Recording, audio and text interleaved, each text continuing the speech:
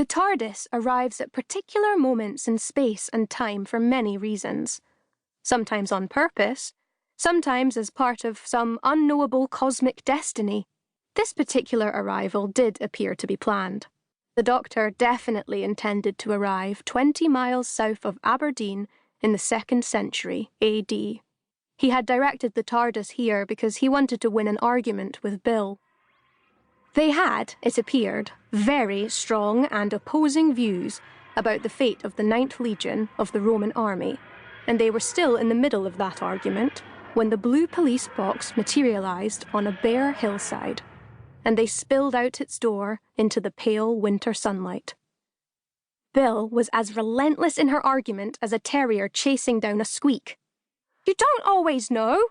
Are you actually saying you know the truth about every single event in human history?" The Doctor considered her question for a split second. "Near enough." She was practically bouncing with frustration. "You weren't there!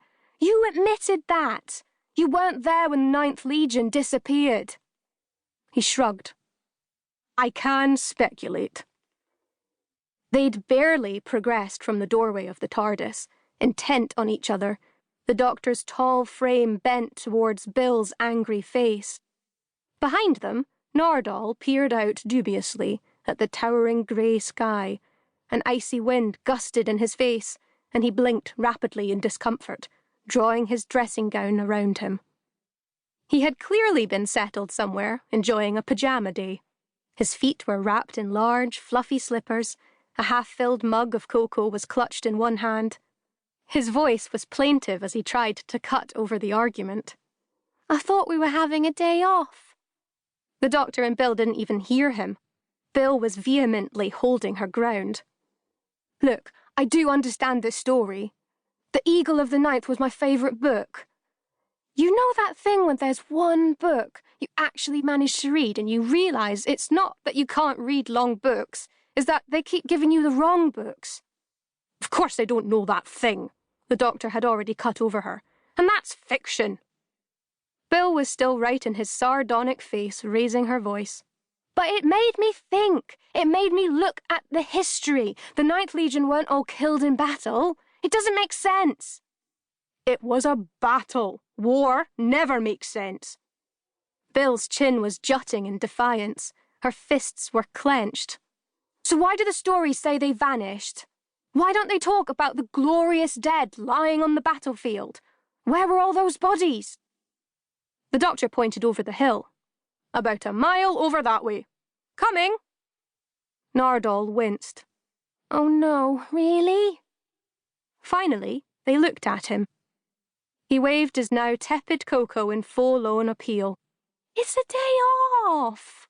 The day we don't go anywhere. A little oasis of calm and comfort. You promised." Bill hardly heard him. She had reached a moment.